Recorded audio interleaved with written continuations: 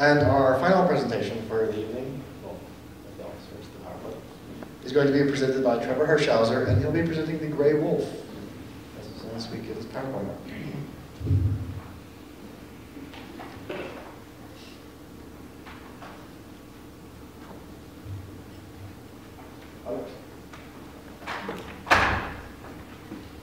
Hello. I think the most nervous attribute I have here is that there's no stool underneath the podium. So, not, but y'all can hear me well enough.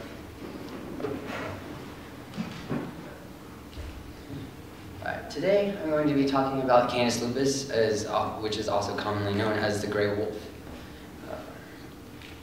Today I'd like to go over an introduction, get you familiar with the gray wolf, its historical status, endangerment, its ecological role, its range and distribution, as well as what's being done to ensure its survival.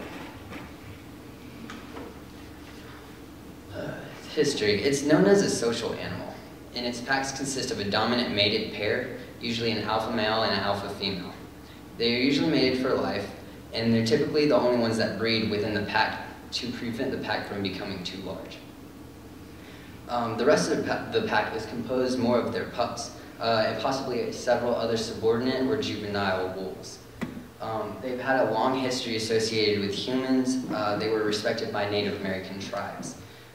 They colonized most of North America during the late Bronto-Labrian era, which is the land mammal age on the geological timescale, which occurred about 240,000 years to 11,000 years BP. They became more widespread with the extinction of the dire wolf about 8,000 years ago, and that's mainly because the dire wolf's diet was more of larger mammals, and they died out as well. So that population also declined, and now it's extinct. They are more prevalent among North America, Europe, and Asia. The causes for endangerment. Their declining populations are mainly because they were and are hunted and killed. And there's a difference between that. I know hunting necessarily means killing, but there's I'm going to explain the difference between that. Because ecologically in the past, they were killed for their body parts, which were heralded as valuable materials, such as their fur provided warmth for the natives that depended upon their supply. Their populations were also threatened by deliberate poisonings and killings of these species to decrease their population, or to decrease their predation upon livestock. These same techniques still apply today, which threaten the population of the wolves. Destruction of habitat is also caused a population decrease, where they become too small to sustain a population over time. These patterns had led them to be listed on the endangered species list on March 11, 1967. And currently they are extirpated in Texas, as well as much of the Southwest, which means that they're no longer present here. Also noted that even though that they are not present in the southern region, they are classified as a least concerned species since populations are sustained more north. The ecological roles. As stated earlier, the historical ecological purpose was to provide nutrition and means of survival for humans who relied upon them. Present day, gray wolf contributes to a better role to ecology. They're known as an apex predator, and it helps to control the population of their prey. They're also recognized as a keystone species. Their diet consists of ungulate animals, which are large-hoofed mammals such as deer, elk, caribou, and moose. They also feed on smaller mammals such as beavers, rabbits, and squirrels, etc. And the predation on their larger diet helps eliminate weak animals, therefore the herds become stronger as a whole. For example, they help prevent the chronic wasting disease in deer. And along with their presence, it also forces their herds to move around more frequently. Over time, wolves have instilled a sense of fear among other mammals, which in turn has changed their migratory habits, or their areas of movement. These patterns of the prey allow vegetation to grow where it was once overgrazed. And therefore, in turn, this flourish of vegetation spurs the return of other animals in the areas, such as beavers and various species of birds. And here, this flowchart just illustrates the predatory diet of a gray wolf. Kind of very simplistic, but the general idea. Next, range and distribution. According to William B. Davis and David J. Smidley of the Texas Parks and Wildlife Department in 1994, they stated that in the lower 48 United States, about 2,600 gray wolves exist, with nearly 2,000 in Minnesota. Originally, the range of Canis lupus consisted of most of the northern hemisphere, from the Arctic continuing south to central Mexico, northern Africa, and southern Asia. However, due to the habitat destruction, environmental change, persecution by humans, and other barriers to population growth, gray wolf populations are now found in only a few areas of the contiguous United States, also as well as Alaska, Canada, small portions of Mexico, and Eurasia. In Texas, the gray wolf formerly ranged over the western two-thirds of the state, but now is extirpated in all of the west. The last authenticated reports of gray wolves in Texas are of 2 males in 1970. This map, shows the current range of Canis lupus noted in yellow. The red here noted signifies areas where it is extinct.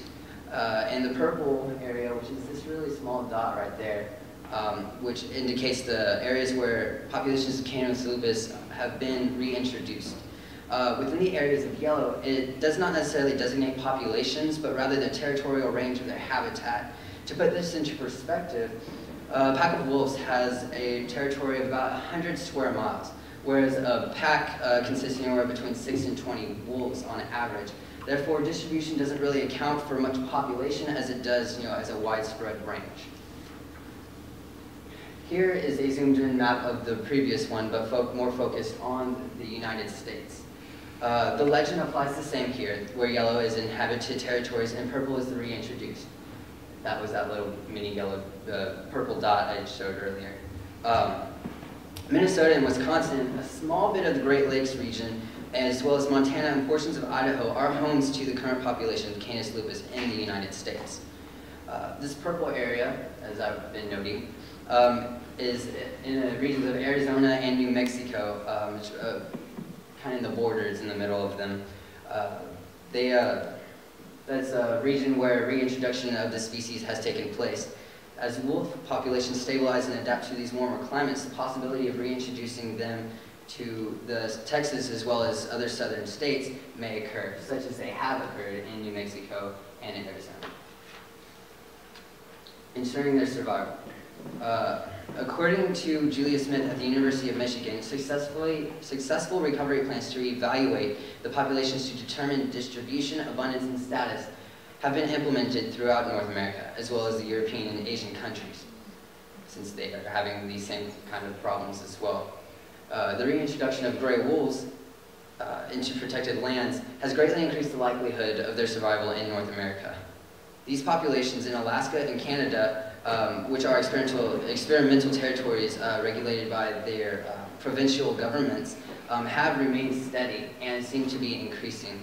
But currently the state of Alaska manages about 6,000 to 8,000 gray wolves, and Canada's populations are estimated at about 50,000. This map here, it shows the current and likely future wolf habitats to implement the reintroduction process into territories of the United States, and hopefully back to where these populations once have originated from. As stated earlier, with populations existing in Minnesota, Idaho, Wisconsin, Michigan, and Minnesota, but the deliberate process to reintroduce these species into the northeastern regions of the U.S. as well as the southwestern regions are being practiced.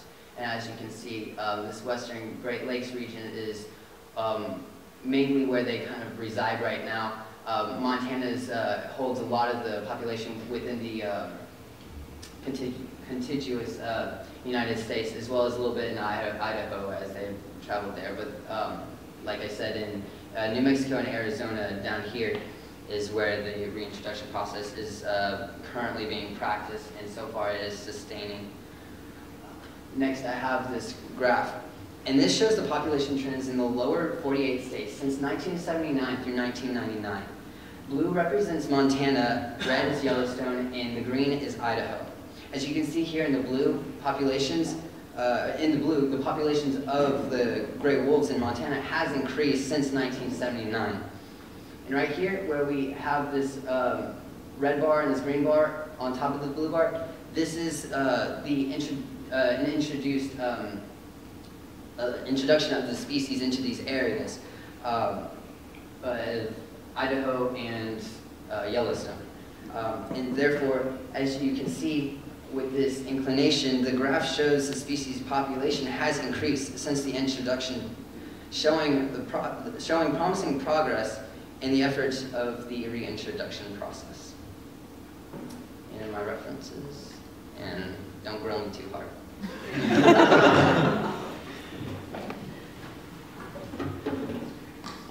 So what are they estimating we're going to see them in Texas then? That is currently unknown as far as my research is concerned that I've done. I'm not sure. I just know that according to New Mexico and Arizona populations, they are sustained, so they might be moved more toward this way. So they're being successful there then? So far, that's correct. Yes, sir. So on the, since it's only the alpha male and female that typically mate to increase populations, are they trying to get some of the betas to mate as well? To try to, or is it strictly just they're trying to move into new habitats and try to get them to expand? The interesting concept about that, as far as them maintaining the populations and introducing them, what they do is they go out and they capture wolves. Well, it's really hard to capture a whole pack of wolves, just by itself, because it's usually by helicopter, and wolves hear helicopters, they run for cover. So therefore, they catch what they can, and so one of the introduced packs that I've found in different packs, and I want to say inoculate them, not inoculate, introduce them into the area, and then they among themselves, they could distinguish who's an alpha and who's not, but they typically, they have an alpha and a female already. I was unaware of their origin, though, and they introduced them into the species, into that population of the 14 wolves. And it said, like, within 24 hours, all of them knew where to, they knew the structure of the pack. Like, they knew which ones were beta, which ones out of alpha, which ones would, were subordinate juvenile. So usually it does consist of their cubs, but it's really hard to get a whole pack. And another plus to that is that different wolves from various packs also decreases the process of inbreeding. So therefore, that's not so widely distributed.